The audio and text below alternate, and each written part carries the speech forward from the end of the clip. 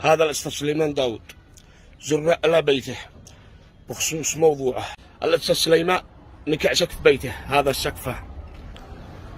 السقف قد وغير مغطى بالتربة، ما قدرنا ندخل داخل لأنه داخل حريم. الأستاذ سليمان محتاج لفزعتكم ومحتاج لوقفة إنسانية أخوية، والذي عيد تساعد مع الأستاذ سليمان على رقمه. كم هو رقمك يا أستاذ سليمان؟ جزاهم الله خير. رقمي 7710 7710 88 418. الأستاذ سليمان داود هذه فزعة إنسانية أخوية لا فيها من ولا شيء، خاصة الإعلاميين. أنتم مسؤولين بالله، بكتاب الله، برسول الله، إذا ما شاركتوا المنشور هذا لأجل الأستاذ سليمان الذي أسعدنا وإحنا أطفال. كاش من حن يأذن المغرب ما كناش نفطر نراعي الكشكوش. المهم أنا طالبكم طلبه جاه الله بحق رسول الله بالأخاء، وانتم مشيتوا. انا اقول لك حاجه، كل واحد بطلاحه بضميره الانساني والوازع الديني فقط. الله المستعان. المسلمين واحنا اليمنيين معروفين بقلوبنا رحيمه. الله المستعان. الذي هذا لكن بدون تجريح، الذي حيجرح من هنا، الذي حيجرح خاطركم. ماشي. الممثلين والفنانين في كل دول العالم مرفهين وحياتهم في النعيم ومهتمين فيهم من كل النواحي، من ناحية الصحة، من ناحية التعليم، من ناحية السكن، لأنهم من يرسموا الابتسامة على الناس، ولذلك بيهتموا فيهم اهتمام شديد. إلا في اليمن، الممثلين في اليمن حياتهم تعيسة. الممثل اليمني في اليمن ينتظر من السنة إلى السنة، ينتظر حتى يتصلوا عليه من أي جهة يجي يمثل معاهم أو يشارك معاهم في المسلسل الذي يعطوه فتات يأخذها ويروح يسدد الدين الذي عليه. وصلى الله وسلم.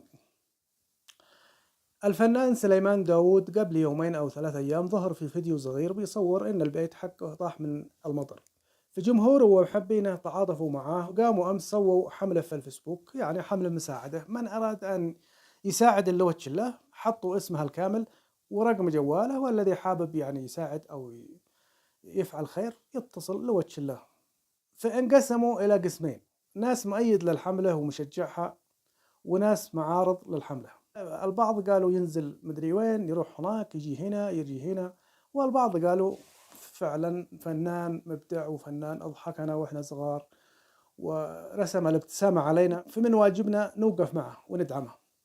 وطبعا كما تعرفون الشعب اليمني شعب فزعات، يعني ما غلق 2 أو 3 وكل شيء تمام، لأنه السقف حق بيت الطاح ومغطيه بالطرابيل، والحمد لله يعني في ناس فاعلين خير أهل الفزعات كفلوا بصبة السقف حق البيت وانتهت المشكلة. ولكن نصيحتنا للفنان سليمان داود، هو صح أنه فنان مبدع وفنان يعني ممتاز وطيب وإنسان يعني عزيز وكريم وكلهن فيه، ولكن يعني الفنان لازم يكون قريب من جمهوره.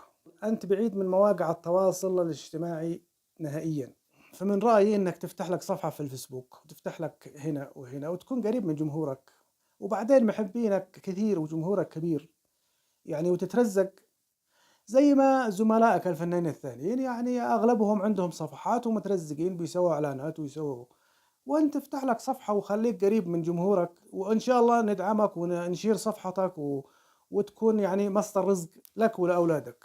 وأتمنى أن فزعة الشعب اليمني الذي فزعوا معك أمس الناس الطيبين إنها يعني تكفي لسقف بيتك، وإن شاء الله ربنا يفتح لك أبواب فضله ويسهل أمرك.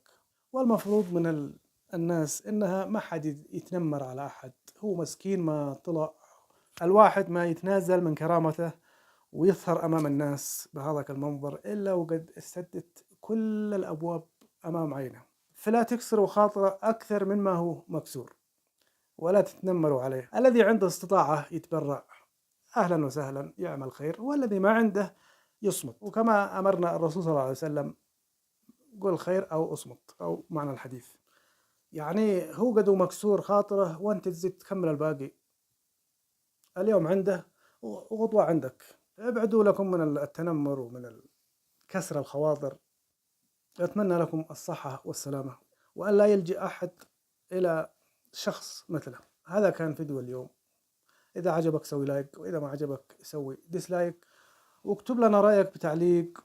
والسلام عليكم ورحمة الله وبركاته.